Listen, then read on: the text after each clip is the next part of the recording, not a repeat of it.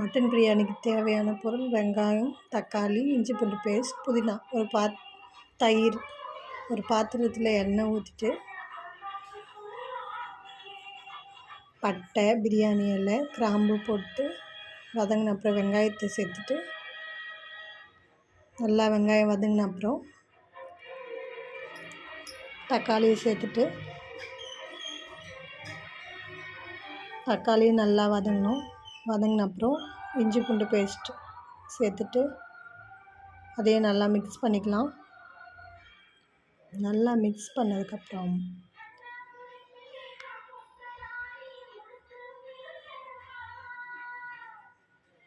இஞ்சி பூண்டு நல்லா வதங்கின அப்புறம் புதினா சேர்த்துக்கலாம். நம்ம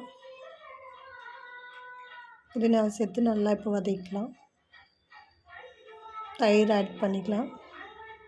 அதையும் நல்லா மிக்ஸ் பண்ணிவிட்டு லெமன் ஜூஸ் விட்டு கொஞ்சம் மிக்ஸ் பண்ணிவிட்டு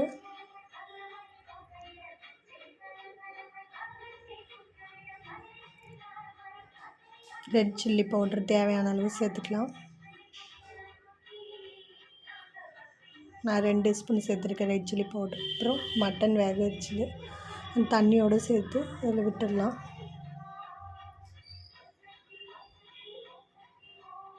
நல்லா மிக்ஸ் பண்ணிவிட்டு சால்ட்டு தேவையான அளவு ஆட் பண்ணிக்கலாம்.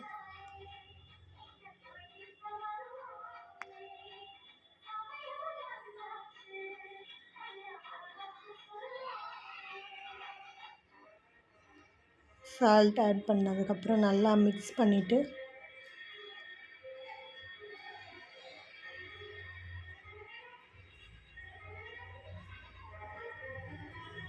தண்ணி சேர்த்துக்கலாம். மட்டன் பிரியாணி